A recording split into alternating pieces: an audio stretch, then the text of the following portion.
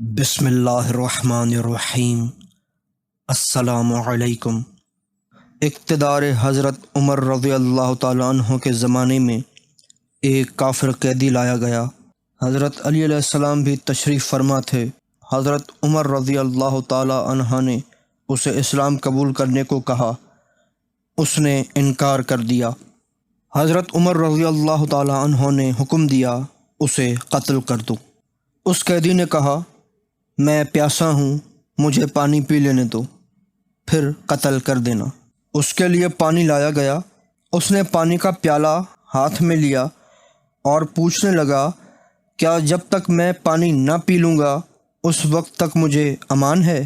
حضرت عمر رضی اللہ تعالیٰ عنہ نے کہا، ہاں تجھے امان ہے۔ اس نے پانی کا پیالہ زمین پر انڈیل دیا۔ حضرت عمر رضی اللہ تعالیٰ عنہ نے کہا، یہ بہانے کر رہا ہے، اسے قتل کر دو۔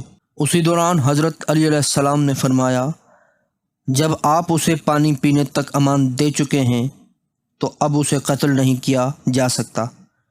حضرت عمر رضی اللہ تعالیٰ عنہ نے کہا، پھر اب اس کا کیا کروں؟ حضرت علی علیہ السلام نے فرمایا، اسے فروخت کر دو۔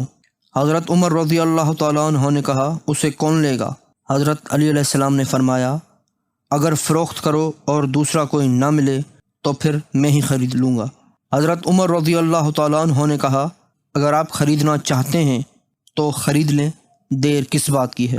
آپ نے پیسے دیے، اسے خریدا، اس کے ہاتھ سے خالی پیالہ لیا اور زمین پر بیٹھ کر فرمایا، اے زمین ہمیں اپنا پانی واپس کر دے۔ زمین سے پانی ابلنے لگا۔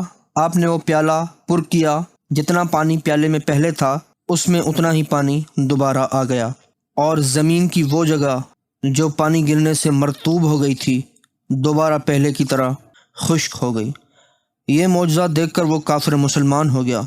جب مسلمان ہوا تو حضرت علی علیہ السلام نے اسے آزاد کر دیا۔ جب آپ نے اسے آزاد کیا تو کہنے لگا، اگر اجازت دیں تو میں بقیہ زندگی اسی مسجد نبوی میں گزار دوں۔